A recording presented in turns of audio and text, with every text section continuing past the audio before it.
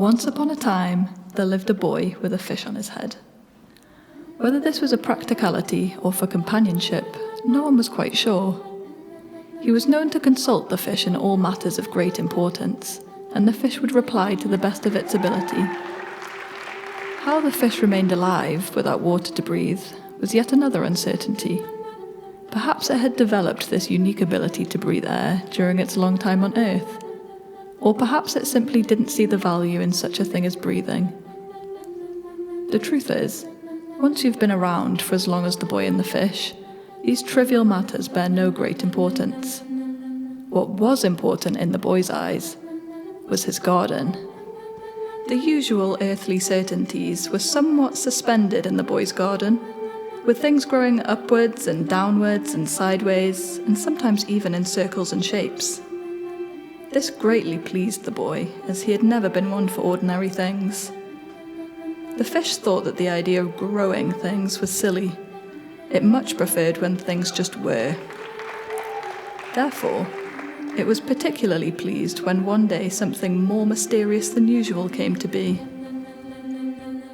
The idea that something could be, without becoming, quite disrupted what the boy usually believed about the nature of his garden, as well as that of his very existence. What surprised the boy the most was that he didn't remember planting anything in this particular area of the garden. He tended to reserve the spot for his very best pebbles and the occasional shell on behalf of the fish. If there was one rule his garden tended to follow, it was that if the boy planted something, usually a seed but not always, then something would grow, and it would keep growing until it had had quite enough.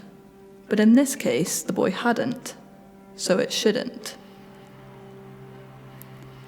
The thing was without a doubt the tallest in the boy's garden, which made it all the more curious that it had spent seemingly no time growing. As the boy neared the thing, it became increasingly evident that it was almost certainly alive. In fact, it seemed to be breathing, although you should know by now that doesn't tell us much. The fish thought it appropriate to reach out and touch the breathing thing, and he told the boy as much, so the boy did.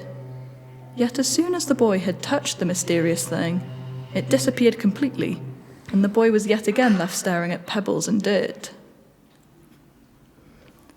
The boy, however, was not as shocked as he supposed he should be, as in his experience, strange things only get stranger.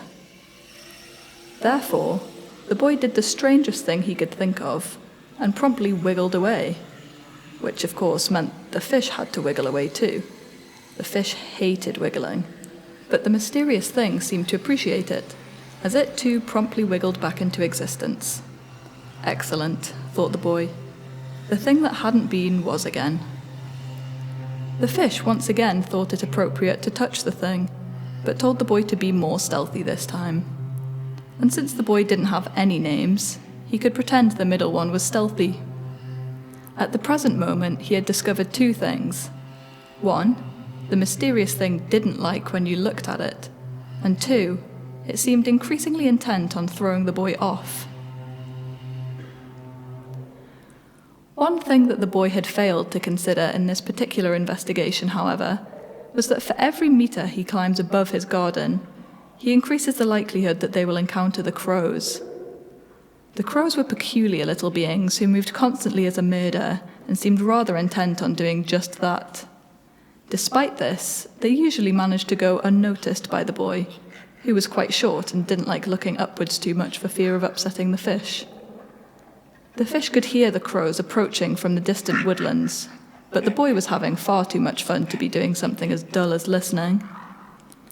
The thing with being somewhat attached to the boy's head was that it meant that the fish had to be somewhat involved in all the boy's ongoings. So as the boy was absent-mindedly dangling from the mysterious thing, avoiding eye contact, as thoroughly as you can avoid eye contact with a thing with no eyes, and narrowly avoiding being thrown to the ground, the fish was too. But whilst the boy was having an excellent time, the fish felt sick.